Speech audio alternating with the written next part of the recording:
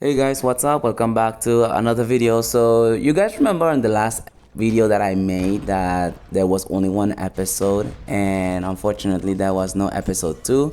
Well, it turns out that I stumbled across because I was looking to see if there was an episode 2 actually, and it turns out that there was. I don't know, don't ask me how I found this. I just found this accidentally in another site because I was looking for part 2 to see if there was any, because in the next one, in the original one that I saw, there was no extended episodes. But when I kept looking and I was looking for the through images, I saw a part 2 cover and I was like, let me click on it to see if it really is true. And it turns out that it was. And it was true. And the fact that the matter is that I was able to actually watch it. I watched the full episode. Now, part 2 is extremely hilarious, especially in the last 3 minutes of the episode, because apparently part 2 was about 10 minutes into the first episode, and then there was another scenario in the second episode. So without further ado, let's get right into the context. So we left off with, we thought Yako was never gonna be there again for Eto, and of course she pops up again because there was in the time of Christmas. This time around, bro was hella lonely. He thought he would never see her again. And then out of nowhere, Yako pops up. But in the first episode, the beginning of the second episode was a bit sad because we get to see some backstory.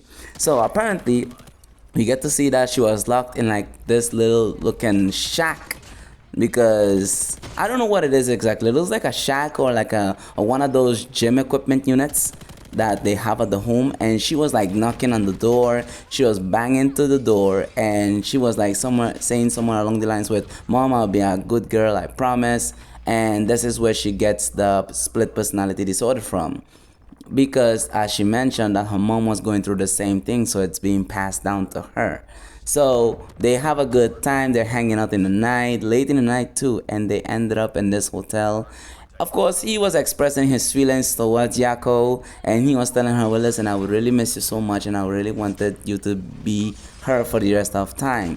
And she was she changed the subject so quickly and so dry and so callous that bro was tearing up, and he was down at first, and then she cheer him up a little bit by being physically intimate with him.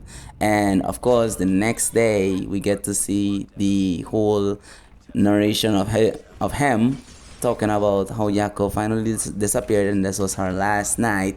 But here's a little bit of a plot twist here. So the next day, Miyamura wakes up. She's no longer Yako, she's now Miyamura. And she sees Eto, and Eto is like, "Oh, hey, good morning, I hope everything is okay." So she tells him about this dream she had, because before she wakes up, she saw Eto, and she was explaining that how that last night the person that night saved my life and stuff and so on and so forth. And she was thankful for it, and she actually remembered who that guy was, and it was none other than him.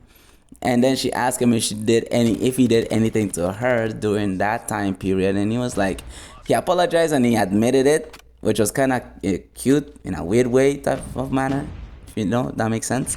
So we get to episode 2. The next scenario is about this teacher who is a private tutor for this rich family, and the daughter is such a spoiled brat, it's crazy. And she goes on to telling him that, hey, well, about the time that he was caught in 4K, and I believe it's one of the bathrooms, and he was sniffing someone else's clothing, and this is where she uses it as her advantage, or as an insurance policy in case he fucks up. And he was doing everything she wants. And then this is where it gets crazy. She starts to tell him about a dog that was named Francois, and she was telling him about the dog that went missing ever since, and she was never able to find him. Not even the maids or the servants or the police was able to find it.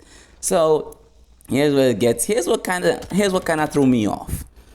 This is where the part where it kind of raised my eyebrow a little bit, because the kind of things that he was doing to her, I was like, okay, something not adding up here. The calculator probably broken at this point, because I was like, okay, well, she had a pet dog, but yet he's doing kind of things to her, I doubt the dog would have done it, right?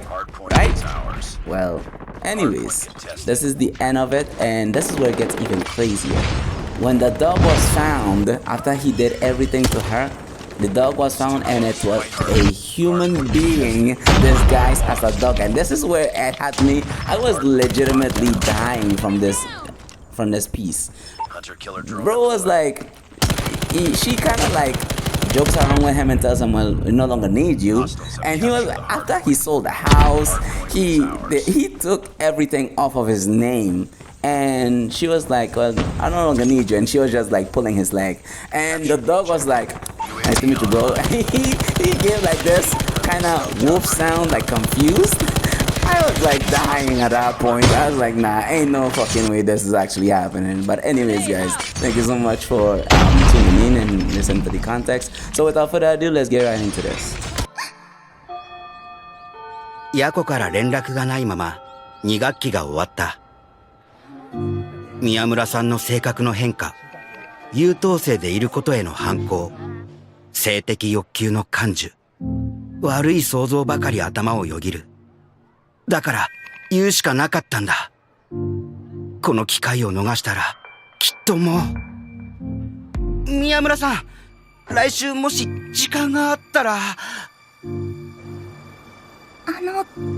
ごめんなさい。私その時間帯は空いてなくて。まあ想定内っすわ。そもそも宮村さんは夜がダメだしな。でもこれでいいはずなんだ。最初から全部夢だったんじゃねえか。てか宮村さんなんで夜が嫌いなんだろう。普段も家から出られないって言ってたし。俺宮村さんのこと何にも分かってないんだな。本当だよ、まったく。冷た！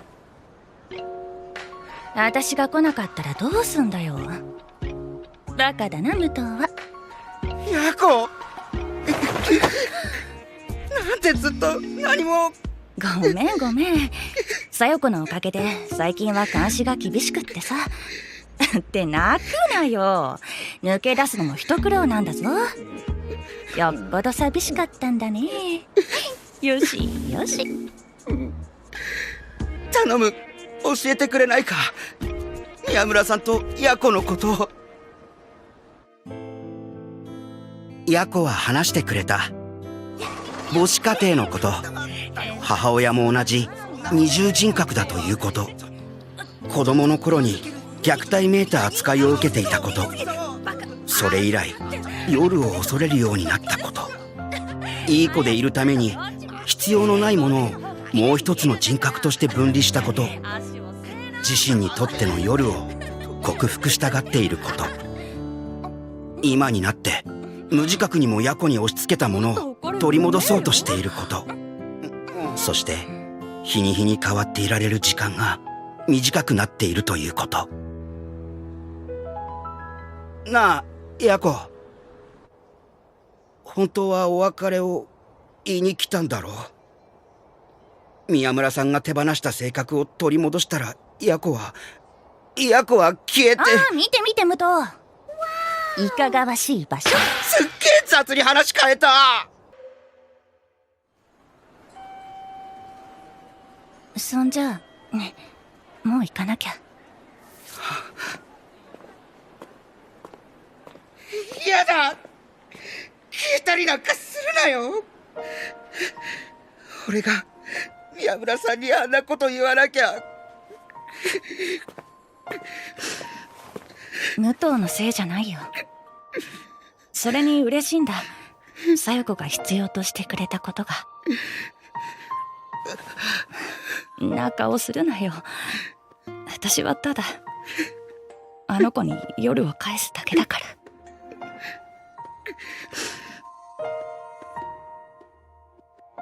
それからはもうヤコの人格が現れることはなかった。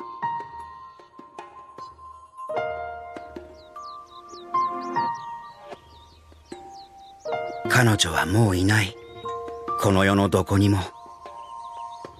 残ったのはヤコがいたという記憶だけだ。それも俺の中だけの。おはよう、江藤くん。宮村さん、おはよう。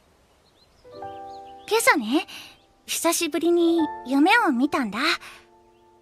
子供の頃からずっと見てなかったとても長い夜の夢。夢の中の私は素行が悪くて、いつも一人ぼっちで。ある日、怖い人たちに襲われた時に助けてくれた男の子がいたの。その人はよく卑屈になって、ちょっとエッチなんだけど、すごく仲良くなって。でも、目が覚める直前、その人はひどく悲しんでた。だから伝えたかったんだ。私が全部、覚えてるから。いつかは終わる。だからこそ、俺は。っていうか、やらしいことしてたでしょ、私の体で。それは、してました。ごめん。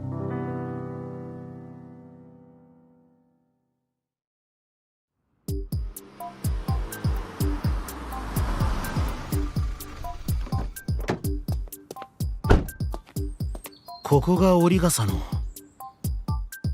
どうか娘のことをよろしくお願いします。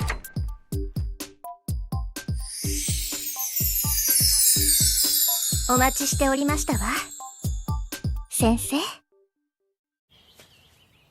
不登校になったと聞いたが、元気そうだな。今日は気分がいいの。だって本当に先生が来てくれたもの。折笠、俺はもう教師じゃ。分かっています。先生が去ってから胸に穴が開いたようで、それに唯一の味方だった私の支えもいなくなってしまったわ。お部屋にいらしてお話がありますの。ああ、そういや、ここ土足なんだな。ええ、今日は久々に歩き回って随分と蒸れてしまって。嗅いでみます？お好きなんでしょ、そういうの。お前、何のこと言って。先生、犬に似てるって言われません？いっそのこと私が飼って差し上げましょうか？もちろん表向きは教育係として。どうせ当てなどないのでしょ。折笠、何を言って。私、先生のことなら何でもわかるのよ。普段は生徒思いで真面目な先生が一体どういう人間なのかも。自責。お嬢様、フランソワが見つかりました。フランソワ、どこに行っていたのよ。心配したんだから。犬ってそっちかよ。やっぱり先生を飼うっていうのはなしの方向で。なんて冗談よ。二人ともこれからちゃんとしつけてあげる。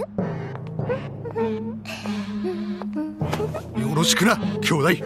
ワン。Alright guys, that seems to be the end of part 2, and I must say part 2 and Queen B did their thing. The animation actually looked good. I would say at least better than before. But I have to say that second episode literally had me in tears, especially the last scene in the second episode. Now, despite the second episode, they started off sad and depressing because of Miyamura slash Yako's backstory. It did ended up quite in a positive light, and the fact that she finally recognized who Eto was and able to acknowledge him, it made him feel some type of way, like in a positive way. So yeah, and episode 2, nah, I'm not gonna lie, that girl was out of pocket. I think it's the fact that she is living in a rich family household, is the fact that she does have a weird kink for like pet costumes, I guess is why. And the fact that she made him wear a collarbone, a fancy ass collarbone at that. I don't think I'll be able to afford it because it looks like real gold in my honest opinion. And nah, not gonna lie, that confused wolf sound that he made that legit made me laugh, because and the way how bro just greets him like, nice to meet you, bro. Not gonna like that had me rolling. I did not expect nothing in this life could have prepared me the way I was like given like a flashbang with no tag mask. That's how unprepared I was, and that's how unexpectedly funny they ended this episode, which is funny. And the good thing is that there was no cliffhangers, which is good, because the fact that there was no cliffhangers and they ended the second episode off greatly is what made me like it. So anyways guys, to give it an honest rating, definitely a 7, because this was actually quite comedic, and if you guys are into this type of thing, yeah, definitely the one for you. And especially if you guys like weird kinks and shit, yeah, definitely the one for you. But anyways guys, thank you so much for tuning in. I appreciate you guys supporting the channel. Make sure to like and subscribe and hit that thumbs up, and also don't forget to hit that notification bell. Thank you so much. Have a good one.